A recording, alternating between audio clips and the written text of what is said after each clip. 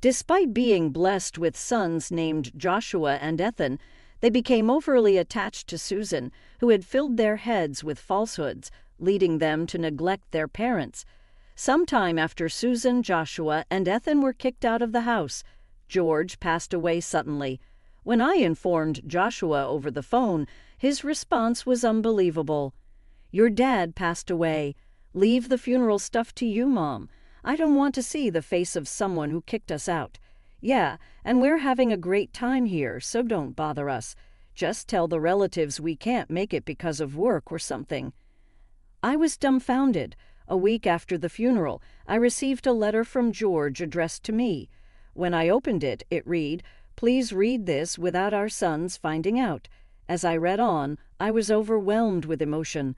Susan, who had trampled over our family life with dirty shoes, and Joshua and Ethan, who refused to attend their father's funeral. I won't let it end like this.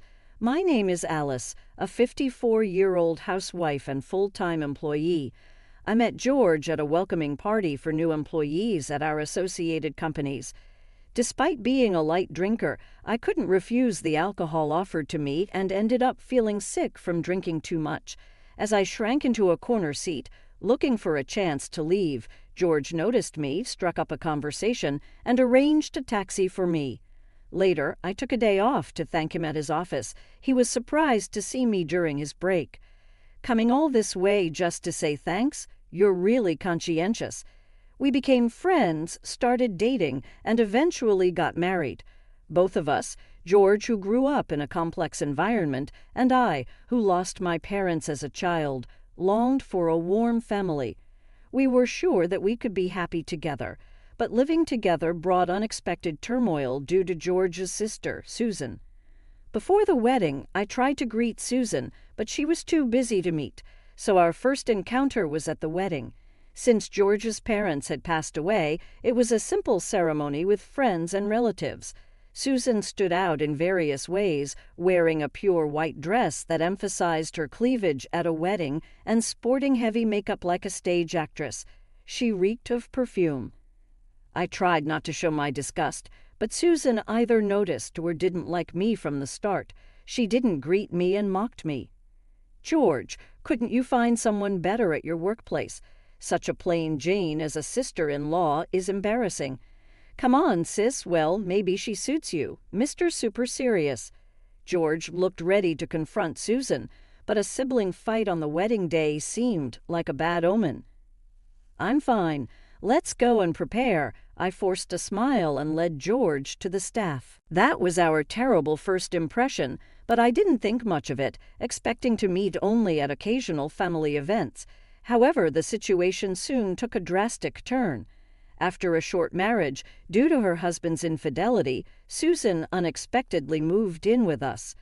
"My ex left, and I want to move out too. Our parents sold their place when I got married, so I can't go back to my parents. Can I stay at George's place for a while?"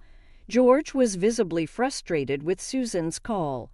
"Seriously, why don't you rent an apartment? You got a lot of alimony, right? Just let me stay until I find a nice place.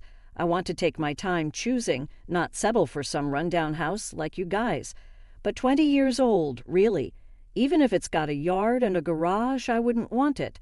It's earthquake reinforced and remodeled. Just rent a weekly apartment. Kidding? You're so serious. I'll be there this weekend. My lease is up." In the end, Susan showed up with her stuff and settled in without asking. The main problem was her lack of awareness that she was being taken care of by us. Susan acted like it was her own house, causing George and me considerable distress. Susan would go out every night, sleep in until the afternoon, and then spend the rest of the day lounging on the living room sofa, playing with her phone or mindlessly watching TV. This routine would continue until she went out again after dinner. I sometimes took a day off and stayed home, so I know this was her daily routine. When I would come home tired in the evening after a full day's work, Susan would ask me in a dissatisfied tone, "Hey, is dinner ready yet?" "How long till it's done?" "In about 30 minutes." "That long? Hurry up, will you?" She would also make snide remarks about my cleaning, saying things like, "You're not very good at this," or "You're cutting corners." "I share the cleaning duties with George, you know. He's tired too." "As a wife, you should be doing all the household chores." I didn't want to complain to George about Susan and worsen their sibling relationship, but he eventually noticed my growing unhappiness. When George asked, and I told him about Susan's behavior, he became furious.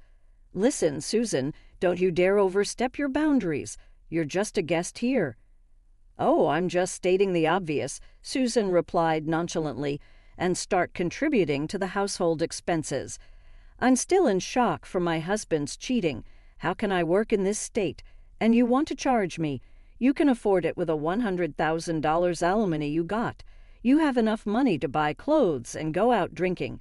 I don't need my brother telling me how to spend my money." With Susan acting like this, both George and I were exasperated. My dream of a happy married life had turned into a nightmare because of Susan. George and I had wanted kids soon, but perhaps due to the stress over Susan, it just wasn't happening. We were discussing getting checked when I discovered I was pregnant in our 4th year of marriage.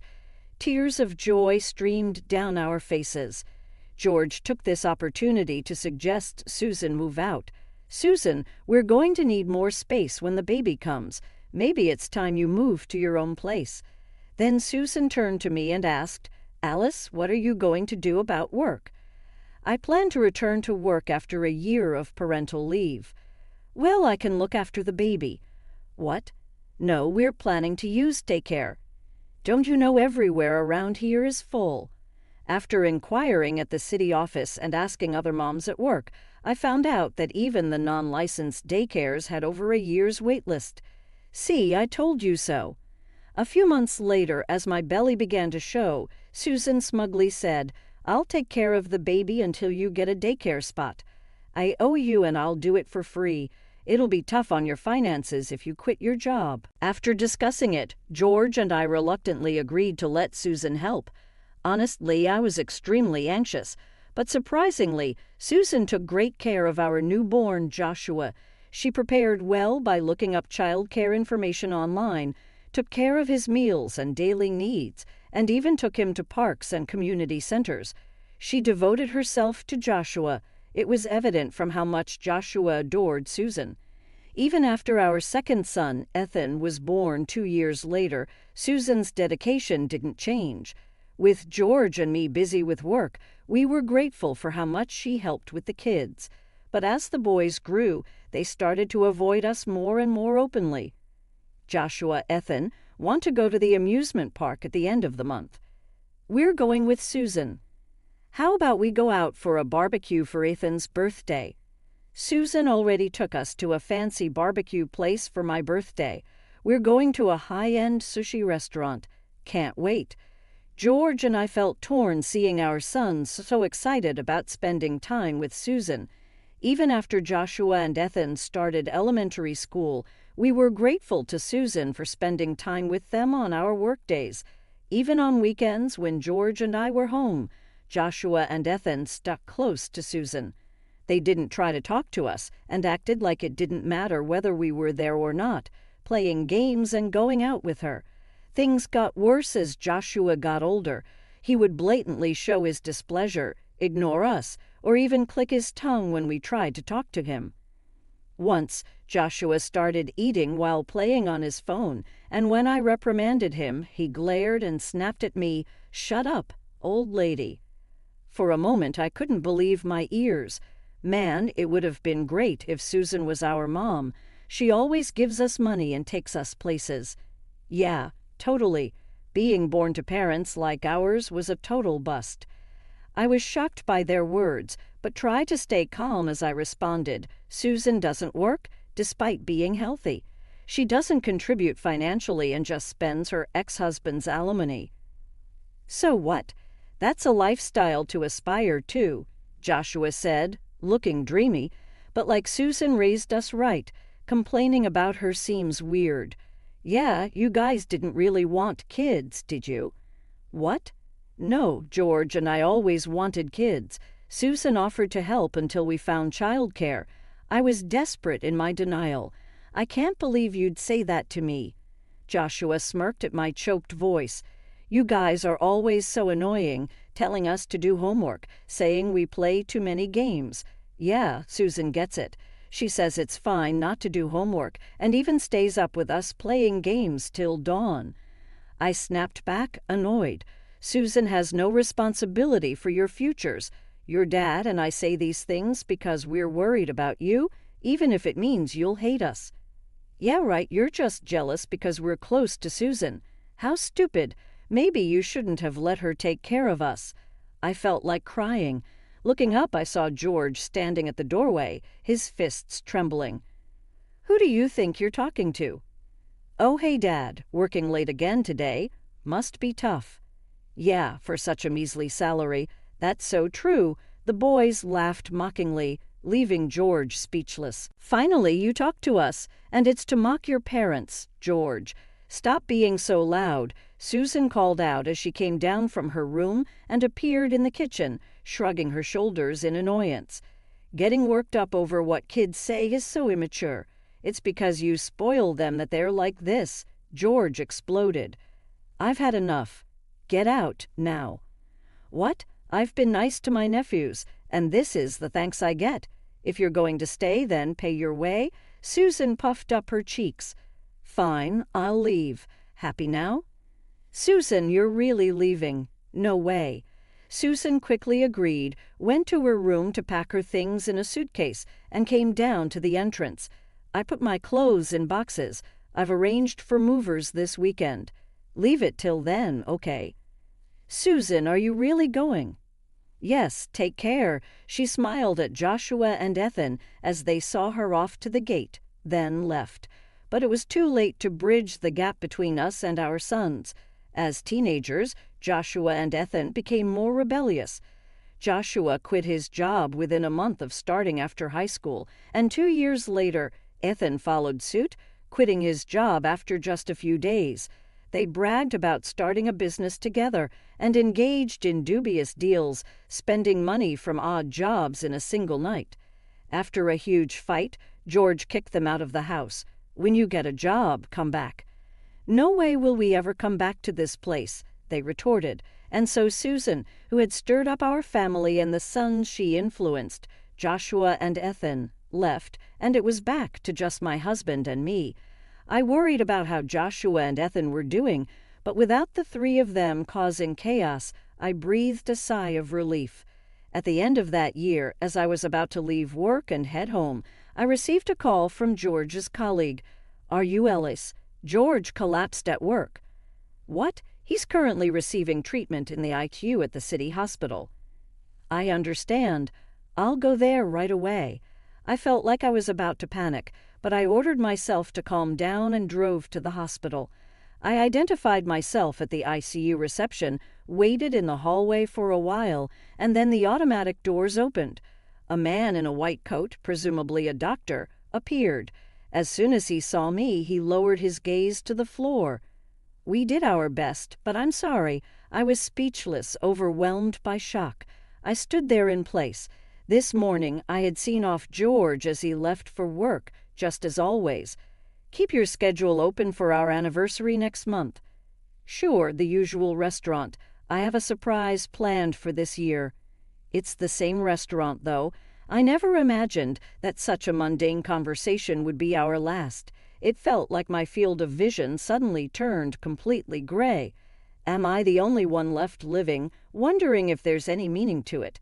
As I pondered ominous thoughts in the back of my mind, I decided to contact everyone anyway, Joshua, Ethan, and Susan, and informed them. "George has passed away." I left a voicemail and I also sent a message. That night, I received a return call from Joshua amidst cheerful music and chatter in the background.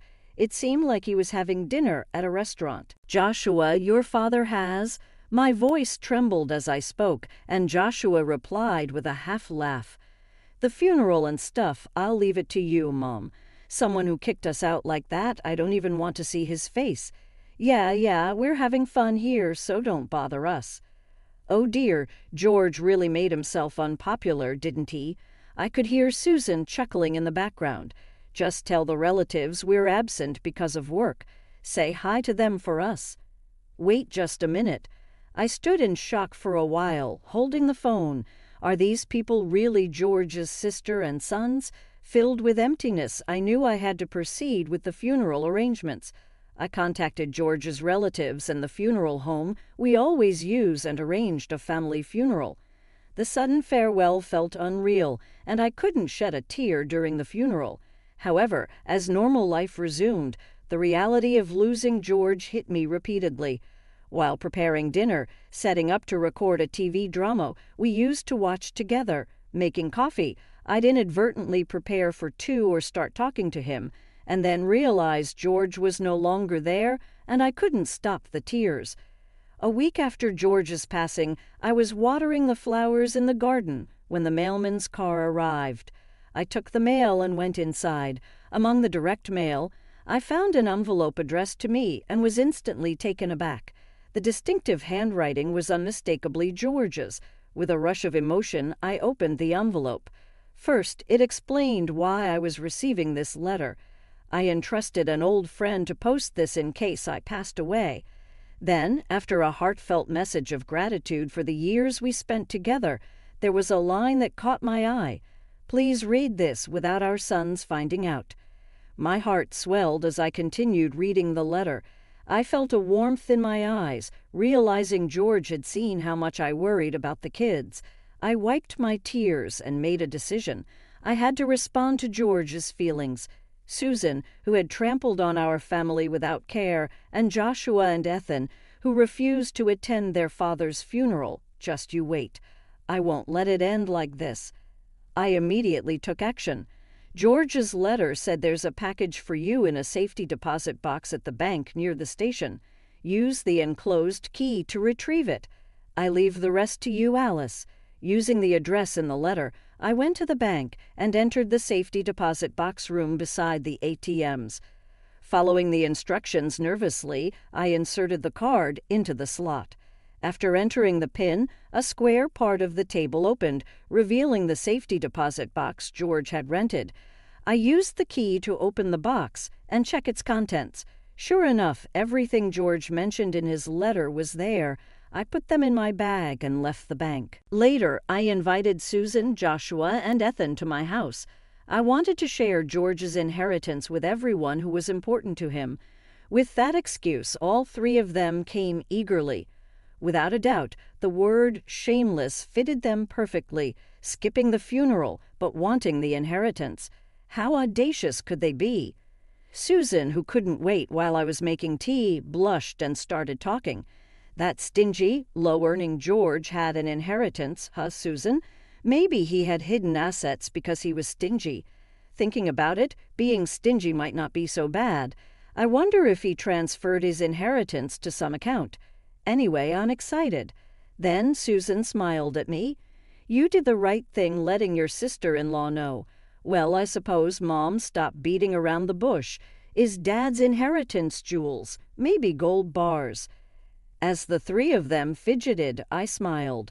Before that, please listen to this.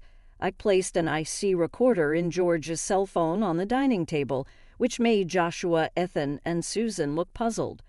Dad's cell phone, and what's this, an IC recorder, right? The kind used for investigating affairs? I've seen it on TV. Wait, did Dad? Joshua started laughing crudely, but his face stiffened as soon as I pressed the play button on the phone.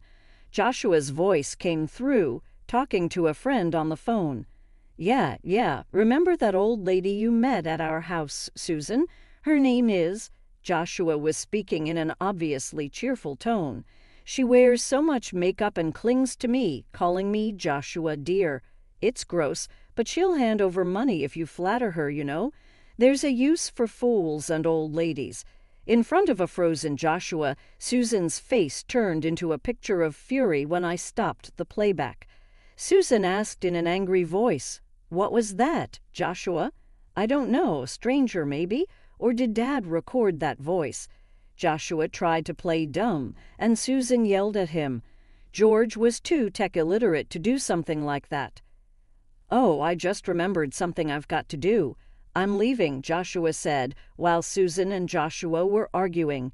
Ethan tried to sneak out, so I promptly presented the second recording. "How much money did you get from Susan?" $22,000. "Damn, I only got $10,000. What did you do?" "Gave her a bouquet of roses and a high BR bag for her birthday. Maybe I'll give her a fake brand. She can't tell the difference." "Yeah, you're right." Joshua and Ethan laughed. "She lives for being showered with gifts by men, even at her age, almost hitting 60. Yet she still thinks she's young, believing every flattery from men she meets at the bar and splurging a fortune on them. She's an easy target, stupid, really." The two slanderers knew no bounds. "The blonde hair is laughable, too. She dreams of marrying a young Korean pop star despite the age difference. Ha, even as a joke, that's just creepy." In the midst of Joshua and Ethan's laughter, the recording abruptly stopped. Ethan, with a forced smile, muttered defensively, "Man, when did Dad record this? And to expose it to Mom after he's gone, that's just mean."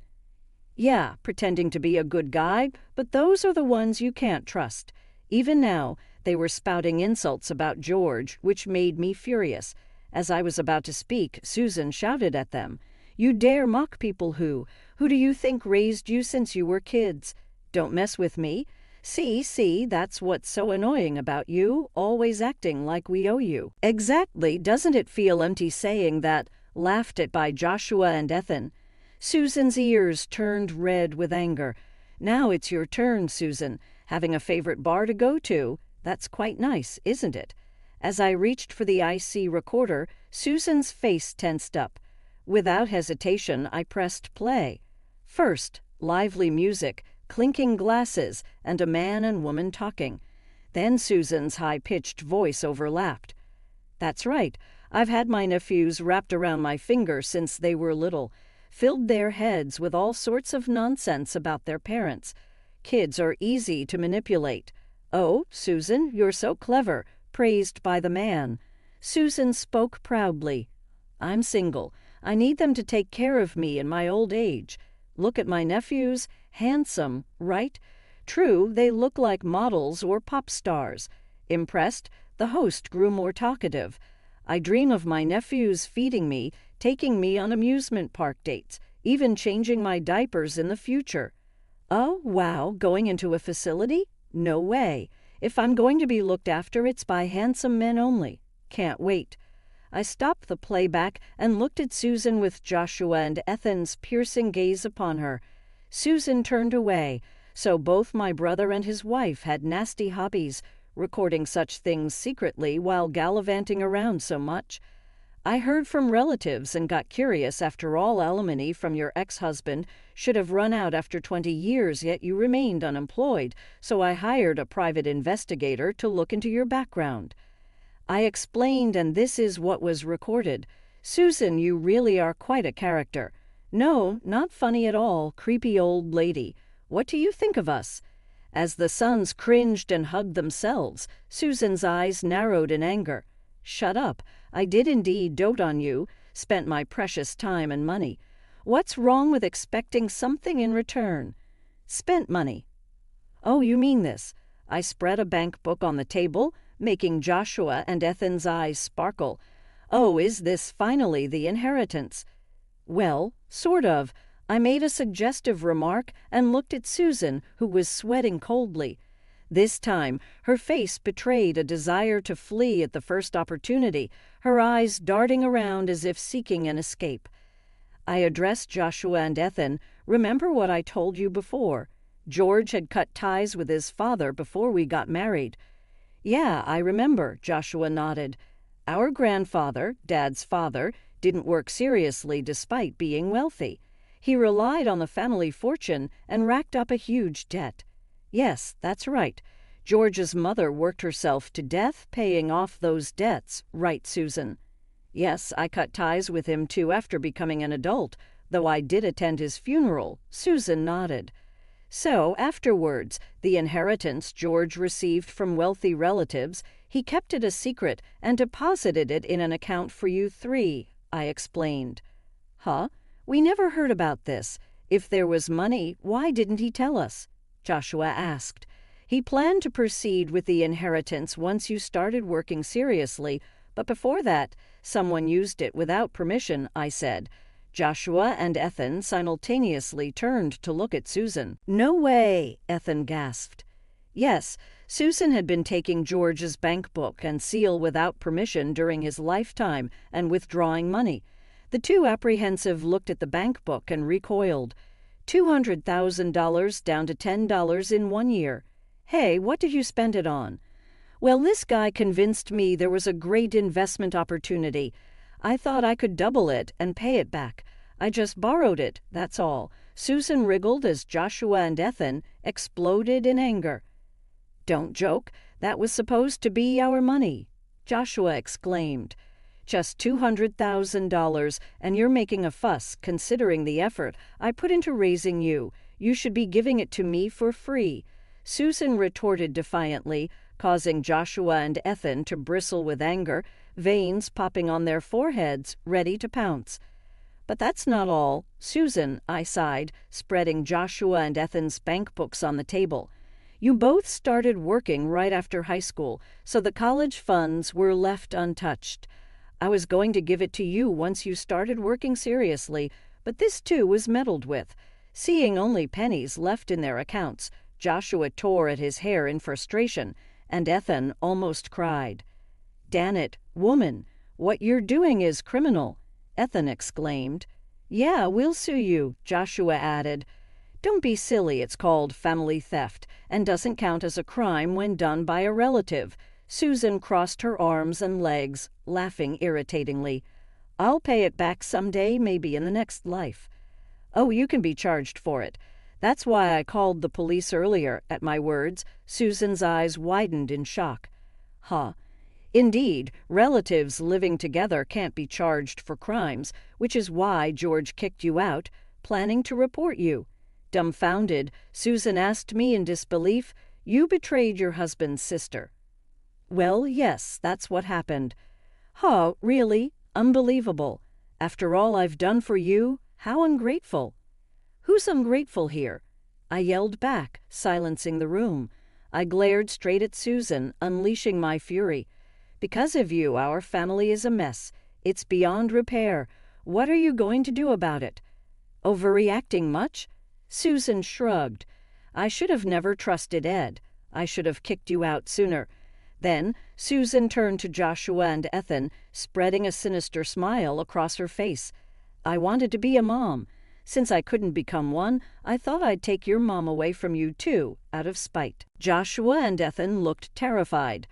"Are you okay in the head? Just stay away from me for good." "That's a problem.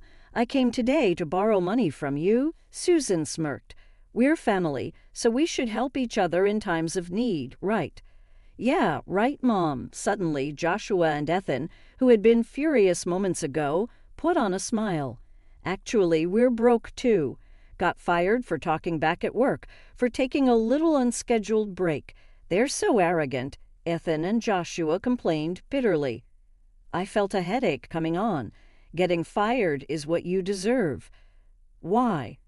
"Yeah, we got kicked out of our apartment," Joshua casually revealed. "Didn't pay the rent, so we'll stay here for a while. That's okay, right? And cover our debts. Once we're debt-free, we'll start working seriously." "Can't you lend us about $40,000? You're working after all." Faced with their brazen request, I felt a rush of anger. "Don't mess around. I have nothing to lend to heartless sons who skipped their father's funeral." I vehemently refused. But they persisted. "Please, Mom, if you keep this up, I'll report you to the police too. Don't ever set foot in this house again." Just then, a police car's siren stopped in front of the house. Susan, trying to escape in a panic, ran into the police officers at the front door and was quietly taken away. "Dan, are we going to get arrested too?" "Let's just get out of here for now." Joshua and Ethan glanced at me, standing firm, gave up on asking for money and left. Joshua and Ethan, realizing that the money and allowance Susan had given them came from George and their own savings, seemed to have finally lost all affection for Susan. "I don't want to end up like them," they said, seemingly deciding to work seriously.